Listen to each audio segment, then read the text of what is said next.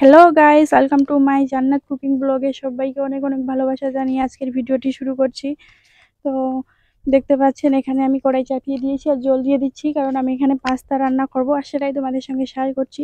তো আজকে সকালে পাস্তা খাওয়ার ইচ্ছে করছিল, তো ভাবছি যে একটু চটপট করে পাস্তা বানিয়ে নিই।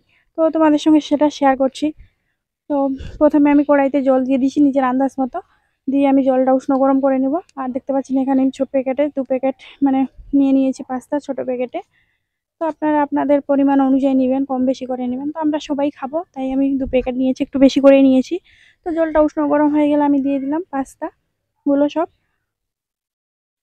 তো উষ্ণ গরম জলেই দিতে হবে, জলটা ফুটানো যাবে না। আর তারপর দিয়ে দিলাম আমি একটু লবণ, হলুদ আর সর্ষের তেল দিয়ে আমি একটু নাড়িয়ে চাপা দিয়ে দিব সেদ্ধ হওয়ার জন্য।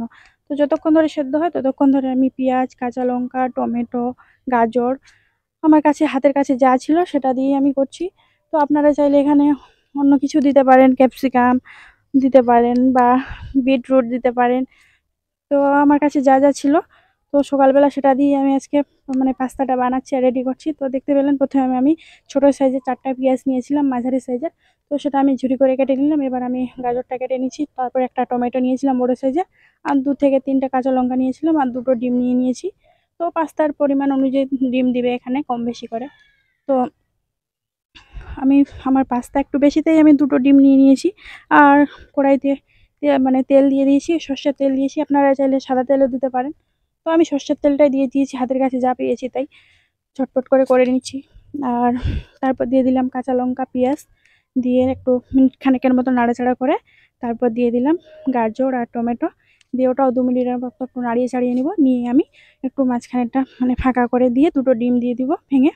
আর আপনারা যদি চান যে না আমি তুলে নিব, নিয়ে আবার আলাদাভাবে ডিমটা মানে ভেঙে ভেজে ঝুরি করে নিব, তো সেটাও করতে পারেন। তো আমি সেটা করিনি, কারণ খাবো, খিদে পেয়েছে বলে তাই ঝটপট করে নিচ্ছি।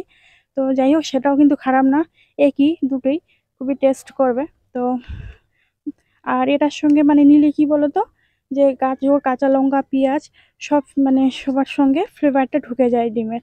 তো তার জন্য বেশি মানে টেস্ট এটা আসে। তো যাই হোক, সব রকমেরই ভালো। তো ততক্ষণে বলে দিই, যদি আমার ভিডিওটা ভালো লেগে থাকে তো অবশ্যই লাইক, শেয়ার অ্যান্ড সাবস্ক্রাইব করবে। আর কেমন ভিডিও চাইছো বা কী ধরনের ভিডিও চাইছো তো আমাকে অবশ্যই জানাবে, তো আমি সেটা দেওয়ার চেষ্টা করব। তো আমার নাড়াচাড়া হয়ে গেলে দিয়ে দিলাম আমি পাস্তাগুলো। তো পাস্তা দিয়ে আমি ভালোভাবে 2 মিনিটের মতো নাড়াচাড়া করে নেব, 2 থেকে 3 মিনিটের মতো মিডিয়াম আছে। তারপর দিয়ে দিলাম আমি ম্যাগি মশলা দিয়ে আমি আবার মিনিট খানেকের মতো একবার নাড়াচাড়া করে নিলেই আমার পাস্তা রেডি। আমার পাস্তা হয়ে গেছে দেখতে পাচ্ছেন। তো আমি তুলে নিয়েছি একদম খাওয়ার জন্য। তো এখানে আমি সস দিয়ে আর কাঁচা লঙ্কা আর পেঁয়াজ, কাঁচা পেঁয়াজ দিয়ে খেয়ে নিব এবার। তো দেখা হচ্ছে পরে।